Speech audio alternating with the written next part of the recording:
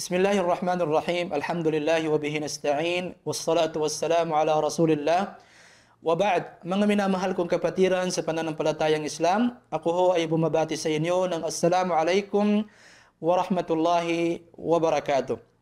Ang pang-apat sa haligi ng iman o pananampalataya sa Allah subhanahu wa ta'ala, na kung saan ay marapat sa isang Muslim na ito ay kanyang malaman at kanyang maisabuhay upang siya ay maging ganap na mananampalataya sa Allah subhanahu wa ta'ala, ay ang paniniwala sa mga propeta at sugo ni Allah subhanahu wa ta'ala.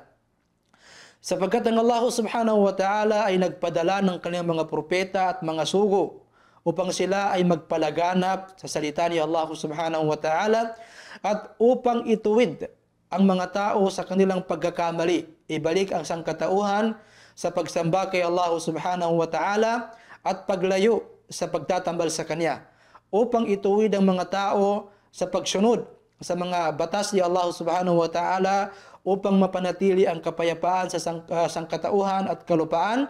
Sila ang sugo ng Allah subhanahu wa ta'ala na kung saan nangaral sa mga salita ni Allah subhanahu wa ta'ala.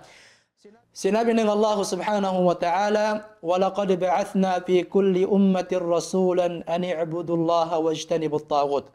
Katotohanan, aming ipinadala sa lahat ng pamayanan ang aming mga propeta at aming mga sugo upang sila ay magpalaganap ng pagsamba kay Allah subhanahu wa ta'ala at paglayo sa pagsamba at pagtatambal kay Allah subhanahu wa ta'ala.